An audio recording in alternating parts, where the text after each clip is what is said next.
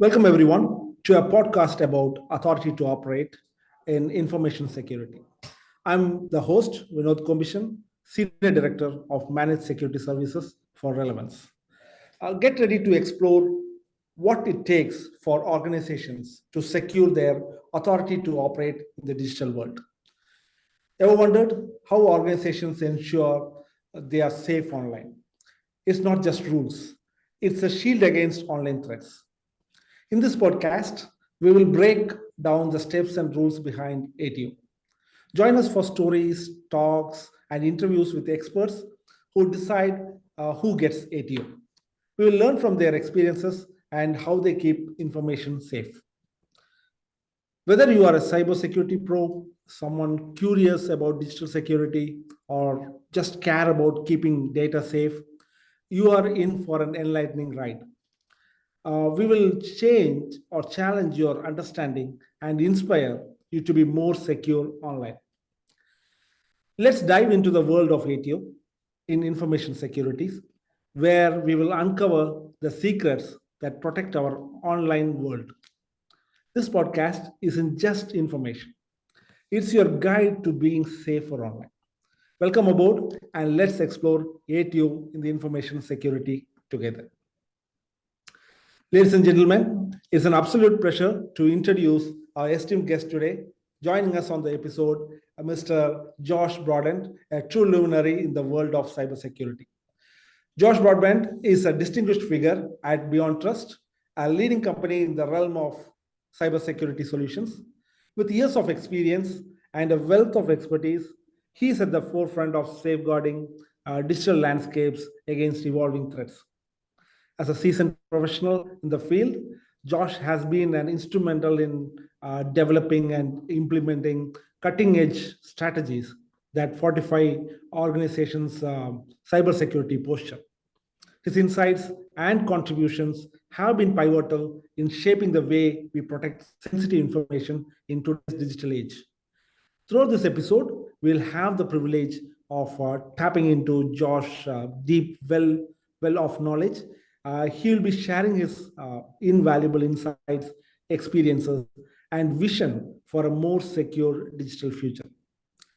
Whether you are an IT professional, enthusiast, a cybersecurity or a professional, or simply someone keen to understand the dynamics of digital security, you won't want to miss this conversation with Josh.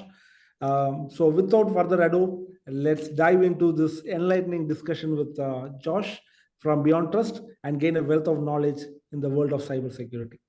Josh, we would like to hear from you about your current role in the security and the ATO space. Pleasure. Thank you for having me. I appreciate being here. Currently, I serve as the RVP of Solutions Engineering for BeyondTrust Software. I have been in this role for 6 years.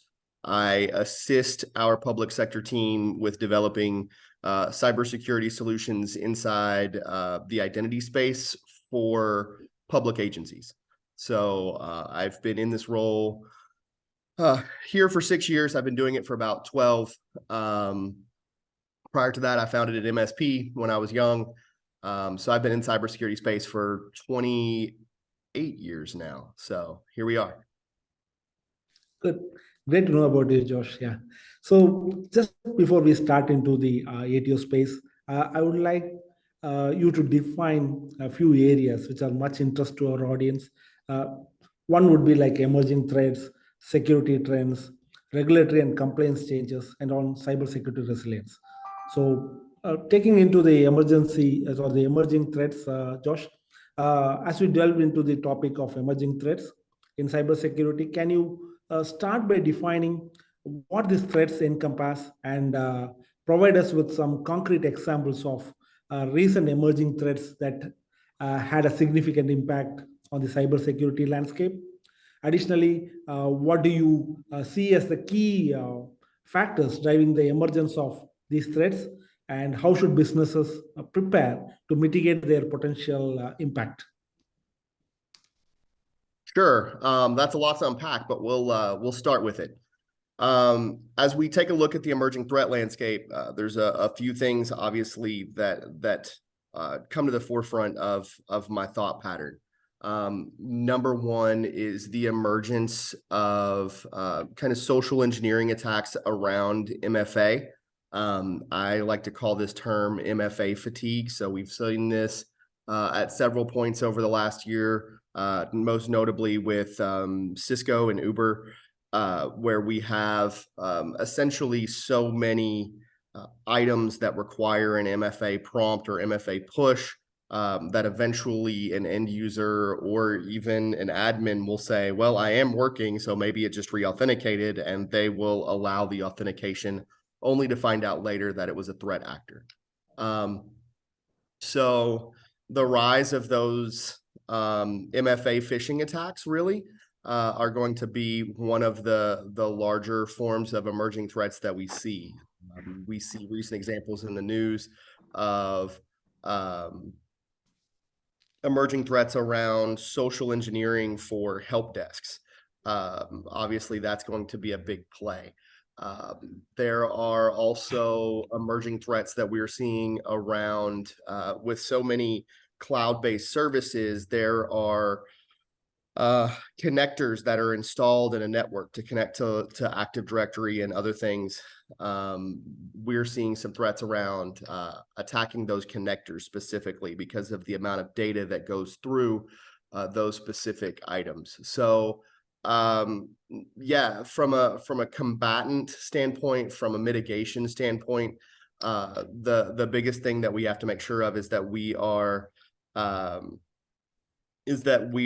protecting, we're putting, number one, good policies in place for the way that we handle help desk requests, for the way that we handle phishing attempts.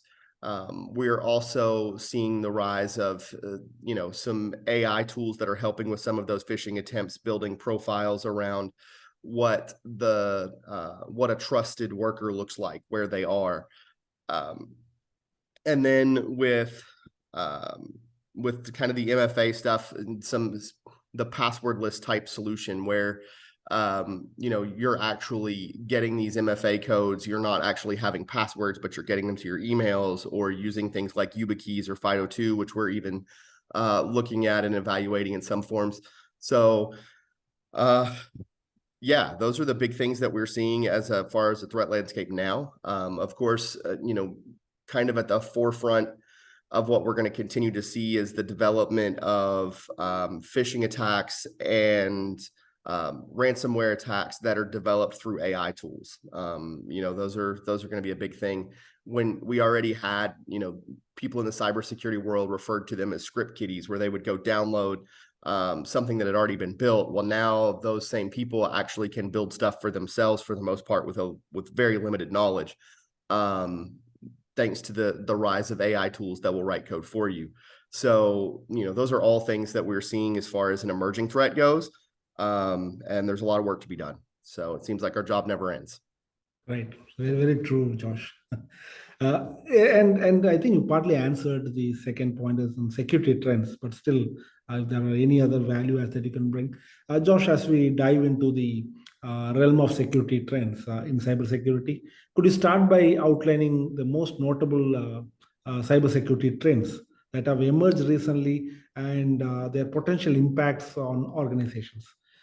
Additionally, what do you see as the driving forces behind these trends, whether it is technological advancements, evolving strategies of threat actors, or changes in regulations? Lastly, how can business proactively adapt to and leverage these trends and enhance their cybersecurity strategies effectively? Sure. I mean, I would say the biggest cybersecurity trend right now is the advancement of machine learning and AI. I mean, it can't be understated at this point. Anybody who has an email account that isn't adequately protected from phishing emails will notice that their attempts at phishing are getting more targeted, and they're getting significantly more frequent over the past 6 months. And a lot of this has to do with the way that threat actors can leverage AI to automate threat campaigns. So, I mean, I think when you talk about security trends, you can't understate how automation and AI is playing into this. Just like it's making our tasks easier, it's making their tasks easier as well. So I would say, from a how businesses react to this standpoint, you have to be leveraging those solutions and those type applications for your own purposes as well. If you're gonna realize that this is what they're using for phishing techniques, you also need to be using AI and ML for your email security to be able to detect patterns and threat actors. The same goes for your SIM tools. You have to be able to establish a baseline faster. You have to be able to establish what's an anomaly faster than we ever could before. So as those tools advance, I think implementing those tools for defensive security is going to be an absolute must. Right, very true. Since we are touching more on AI and ML, there are other areas as well, like in the regulatory and compliance changes, right? So, as we explore on those critical topic, Josh, within the cybersecurity landscape, could you enlighten our audience about the recent regulatory shifts that are significantly impacting the cybersecurity space? Yeah. Additionally, like the changes affect businesses and their cybersecurity strategies, right? So, provide some insights into how organizations can adapt and ensure compliance in the face of evolving regulations and maintain a robust cybersecurity posture. Sure. So yeah, we constantly see cybersecurity regulations being enhanced. We're seeing that almost faster now than we ever have because of the rising threats. We see safeguards compliance being applied more broadly than from the FTC. The safeguards compliance being applied more broadly than it ever has. Recently, they enacted it to extend to financing firms that finance vehicles and heavy equipment and others. We also see an increase in the federal guidelines and regulations. We saw the executive order come out from the Biden administration in 2021 that then pushed down zero trust architecture from a federal standpoint. They're revising CMMC or contracting standards to match some of that same zero trust architecture and forward-facing security postures. So what we're seeing is the body of regulators decide that they are going to enforce these standards faster than they ever have. You see it with the PCI compliance and credit cards. What you end up with in payment processing and PCI compliance now versus what that looked like 3 years ago. The enforcement of those standards is much higher.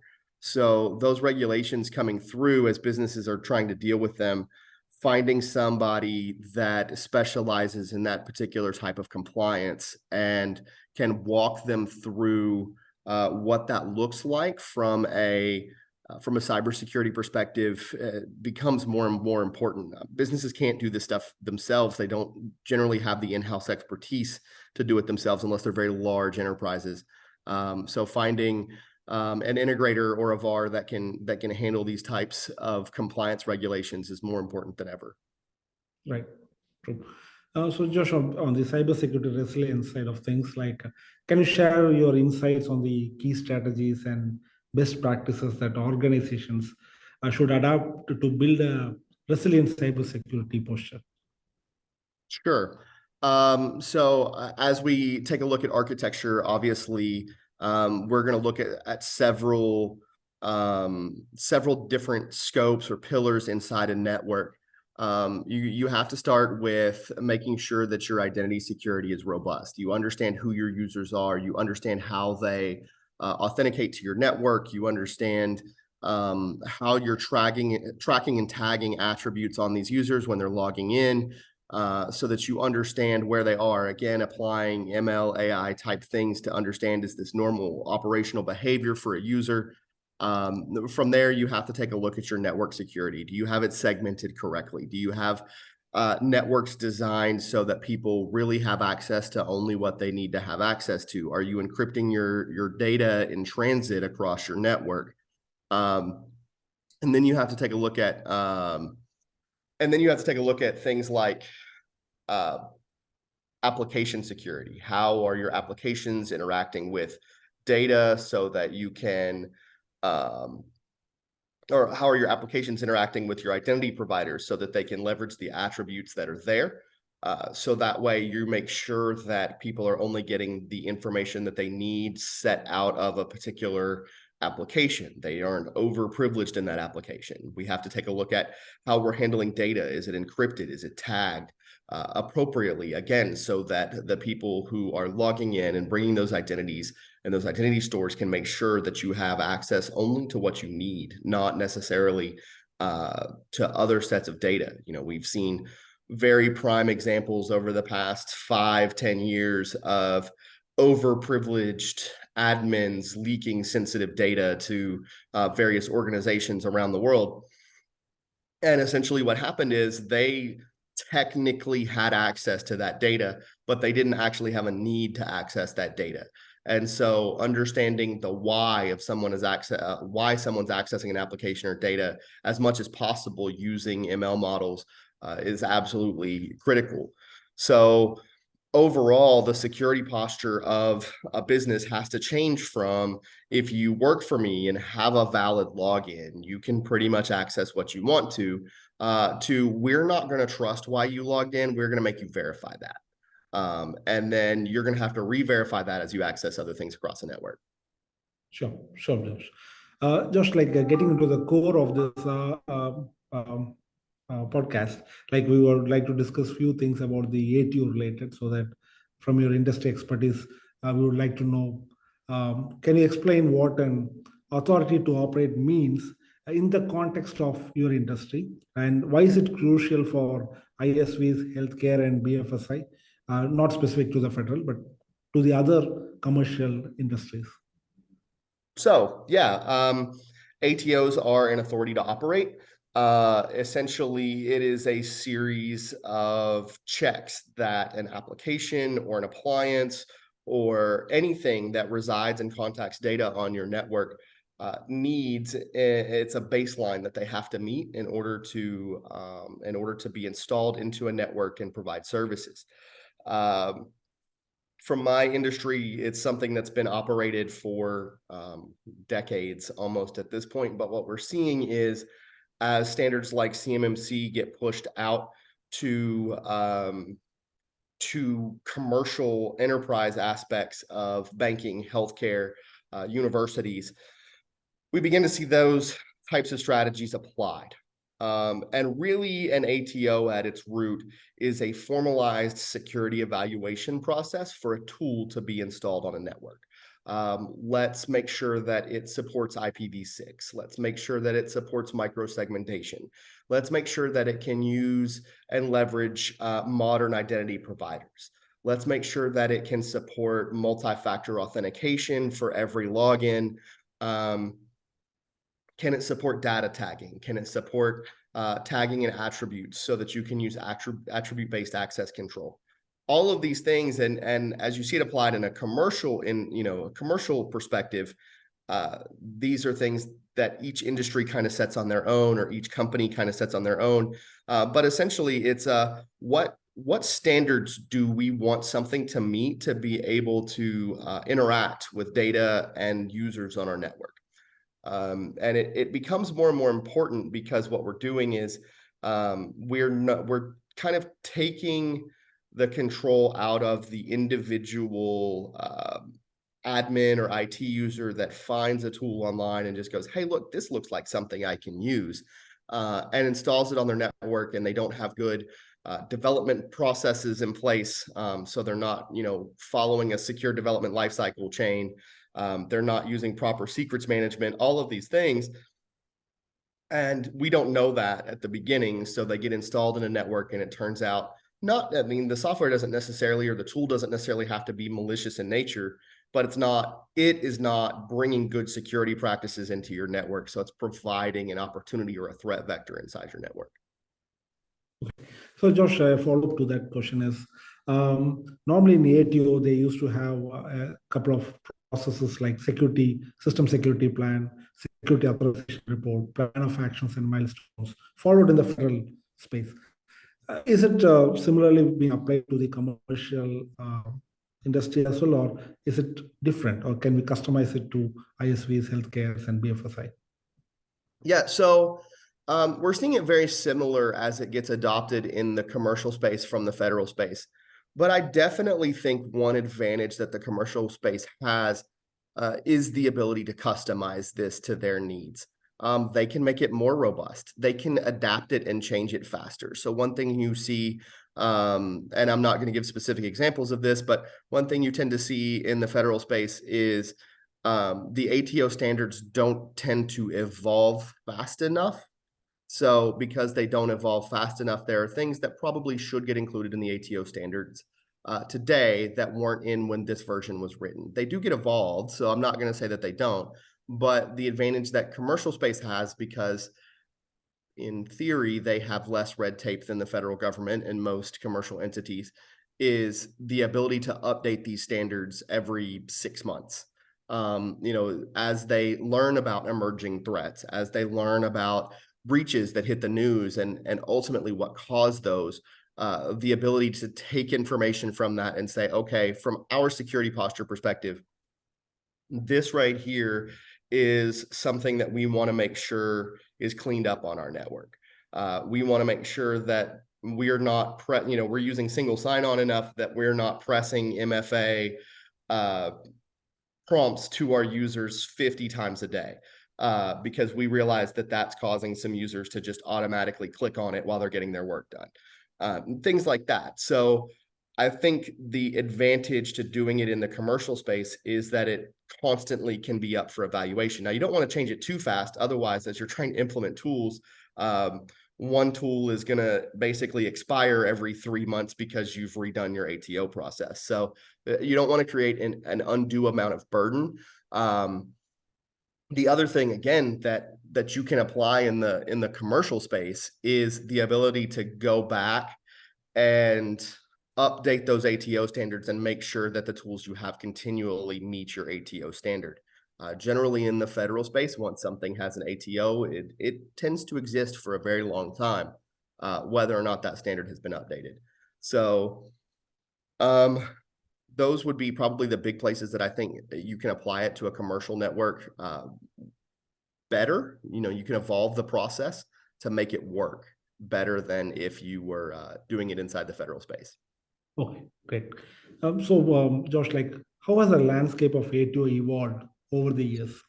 What trends do you see emerging in terms of ATO requirements and expectations? Why I'm asking this question is I recently saw AWS have ATO as one of their partner criteria, and recently they renamed ATO to Global Compliance and Regulations kind of. So I think they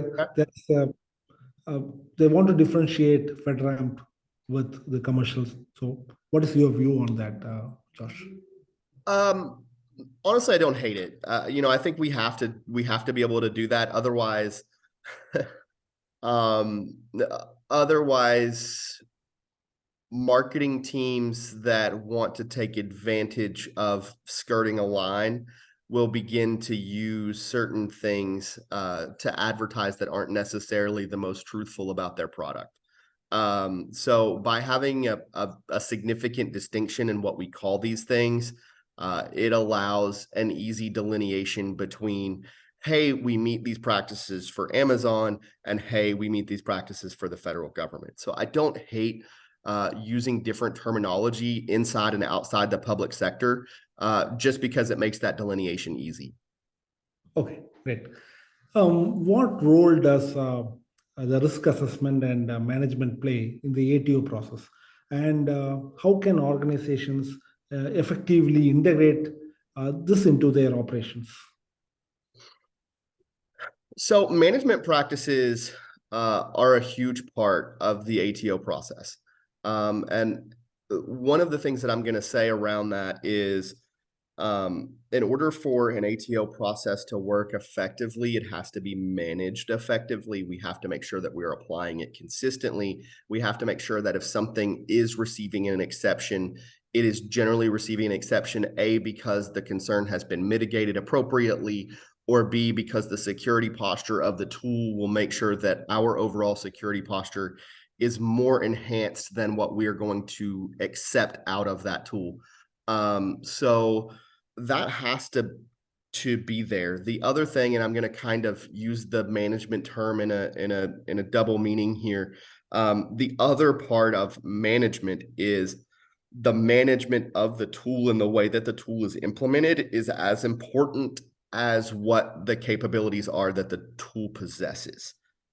We have all seen tools that essentially they have the capability of being hardened and secured, so they will technically meet the responsibilities assigned to them in the ATO process. But in order for them to actually be that way, they have to be managed and configured correctly. So I think there's some of that from a management perspective that when we are going through this process, we have to design it in a way that says, okay, in order to meet this particular internal compliance mandate, we have this configured correctly, and we need to make sure and follow up that that's done. Yeah, okay. And a very important question, Josh, is how does the ATO process impact innovation and agility, especially in industries like ISV, where rapid development is very crucial and critical? Yeah, so I think sometimes it can be hindering. Again, in in like ISVs, the one space that you can kind of make the ATO process flexible is in making sure that you have applied the ATO process to the process of development rather than the tools of development. So are we managing our secrets correctly? Are we managing our DevSecOps correctly? And these are the industry standards that we're using to do that. And so as we're talking about, enhancement, development, emerging tech, I think we have to leave room for those things as we're doing the ATO process. But again, coming back to what I said earlier, that's the place that commercial kind of has this in a space that can be applied in a better way, right? We can make room for those kinds of things. And I go back to, does the security posture of the tool enhance our security process more than the particular part of the ATO that I'm going to accept out of this? Those kinds of things can happen inside an ISV to ensure that progress and development aren't stalled through the ATO process. Sure. So there's a follow-up on that, Josh, is the healthcare sector. Patient data privacy and security are paramount. In BFSI organization, financial data protection is non-negotiable. So how does ATO contribute in maintaining confidentiality and integrity of the sensitive data? Right. So in that space, we kind of walked through what security postures and networks look like earlier. This is a place where the ATO can focus on specific things in commercial environments rather than having a broader standard that would be applied in a regulated government environment. For instance, inside healthcare or BFSA type, you can actually have more focus in your ATO on data security and compliance. So making sure that your data is encrypted at rest and in transit, making sure that your data is required to be tagged appropriately for PII or for financial sensitive information. You can apply those standards to however they draft their ATOs to make sure that the entire purpose of it at the forefront is protecting the integrity of the data, no matter what product or project is touching it. So I think that's a place where you can alter it. You can alter the ATO to focus specifically on a type of security and make sure that you have that. You can also focus in that ATO on the ability to support microsegmentation in your network. So only the people who need access to sensitive data even literally have access to the data. So that's one of those spots that I think you alter the content of the ATO process that you're applying to make sure that data protection is at the forefront of that ATO thought process. True, true. ATO often involves collaboration with third-party vendors and partners. How can organizations manage and ensure compliances across their entire supply chain or ecosystem? Whew. Um, so some of this has to do with making sure that the partners you're choosing are partners that have somewhat applied this process to themselves, right?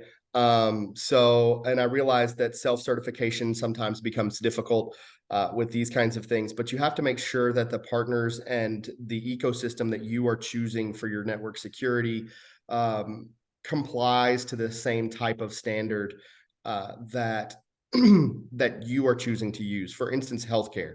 You have to, there's been a form, a release form that you've had to apply to security vendors for a long time, anytime you're dealing with HIPAA related privacy issues here in the States, to ensure that the cybersecurity risk companies, the cybersecurity management companies that you were employing to assist in healthcare also met HIPAA compliance regulations for their staff, privacy, privacy standards for their staff and the way that they handle data.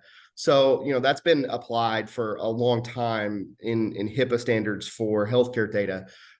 We just have to make sure that we're doing something similar across anywhere that we establish ATOs.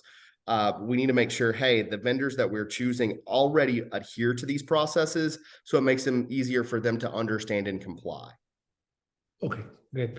That's a very insightful information, Josh.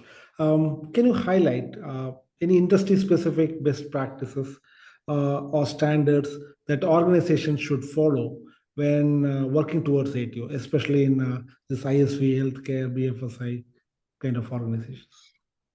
Right. And this is going to, repeat a little bit of my answers a minute ago, but as far as industry specific goes, as far as how we're applying these ATO processes, again, with healthcare and with financial, we're going to look at data and how we're handling data, applications, how it's interacting with that data, the security standards that apply to transit, the security standards that apply to data at rest, how it's interacting with the attributes that we're getting from our identity providers, with things like ISVs, how we're handling identity provider and permissioning and provisioning and deprovisioning are going to be super important inside those networks.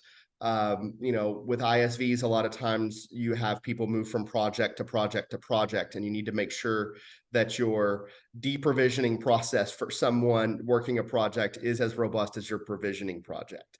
And in order to do that, you need to make sure that your ATO process focuses a lot on attribute-based access control, and can your applications read the attributes inside or that are tagged to a particular identity or a particular resource. Those are all things that should happen inside specific industries. So I think really as you're looking at an industry focus, you have to decide where your most valuable assets are from a security perspective, and focus your security practices around that data, right? For ISVs, that most important tends to be access and control. You don't necessarily see a lot of ISVs that are hosting. I mean, it can happen, but you don't see ISVs that are hosting PII or healthcare data or financial data, but they have access to a lot of that inside a customer's network. For healthcare, they're hosting that data. They have direct control over that data. Financial data is very similar. For GSIs, you see a lot of the same access that you see with ISVs, but they do have control over some data and how it gets tagged. So as you look at your industry, you have to look at where your biggest risk is and focus your ATO process around that risk. True. What are the potential drawbacks or challenges organizations might face when pursuing ATO, and how can they proactively address them? Yeah, so some of the biggest challenges become number one, vendor cooperation. Is your vendor going to cooperate with this ATO process to be able to test it effectively? Another big challenge is making sure that the teams that are responsible for this inside an organization fully understand the process so that they can apply it correctly. There are a lot of times what you see with an ATO is the person responsible for wanting a tool is the person responsible for getting an ATO filled out for that tool. The challenge becomes if they really want it, the way that they look at the ATO process is an obstacle in their way rather than a genuine security opportunity to evaluate the tool that they're using. So the way that we apply this has to be consistent and robust across an entire network. Right. So ATO isn't a one-time achievement, right? So it requires continuous monitoring and maintenance. How can organizations stay compliant and secure over the long term?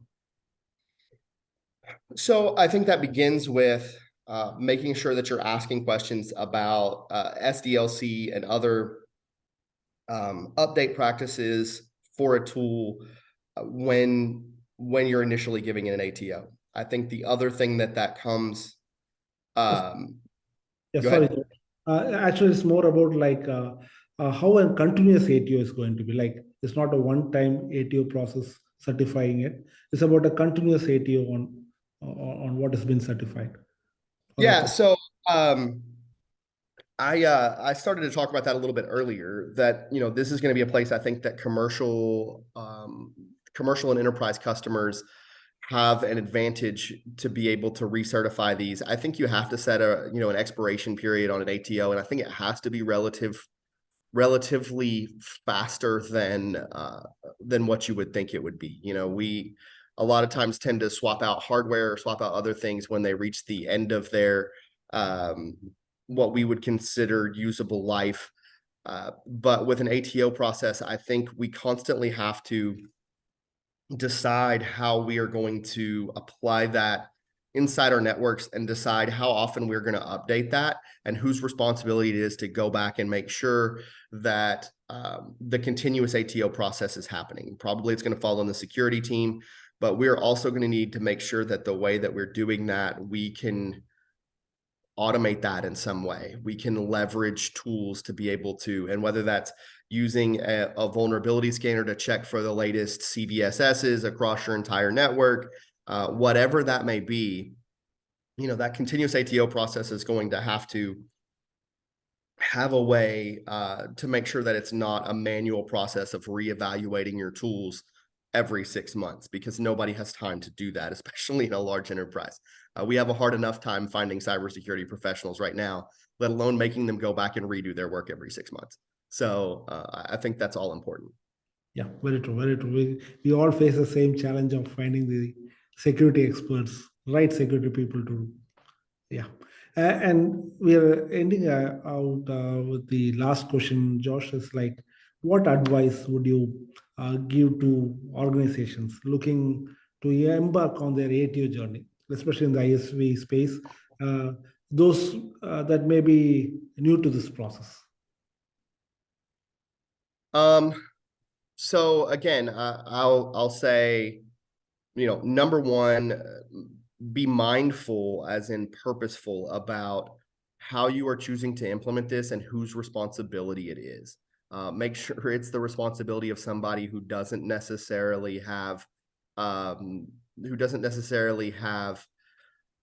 reason to want to make the process as fast as possible. So, that's what I would say, number one. Number two, again, going back to have a process in place to update and evaluate your ATO process regularly. And number three, I would say, having said what I just said, make sure that it's practical. A lot of people will try to find as many standards as they can apply to their ATO. And so what it ends up being is a very large security document that's painful for everybody involved. Let's make ATOs realistic and actually mindful of what they're trying to achieve. They are trying to achieve a security posture. So in that light, let's make sure that that's what they focus on. Again, I think you put the forefront concern for each industry at the forefront of your design of ATO. So, think about those things as you're doing it, and engage someone who has started the process and done the process before. They can tell you the ups and downs of what this looks like. Oh, yeah. So thank you, Josh, for joining us today and sharing your invaluable insights in emerging threats, security trends, regulatory changes, and the vital concepts of cybersecurity, resilience, and ATO. Our journey into the world of cybersecurity has been enlightening, and your experience has undoubtedly left our listeners better informed and prepared. To our esteemed audience, remember that cybersecurity is an ever evolving landscape. Stay vigilant, embrace the latest trends, and prioritize resilience in your digital strategies. Your commitment to cybersecurity is key to a safer and more secure digital future. As we wrap up today's episode, we encourage you to continue exploring these topics, stay curious, and keep enhancing your cybersecurity knowledge. Remember, knowledge is your best defense in the evolving world of digital threats. Thank you for joining us on this enlightening journey, and we look forward to having you back for more captivating discussions in the world of technology and cybersecurity. Until next time, stay secure, stay informed, and stay empowered. Goodbye.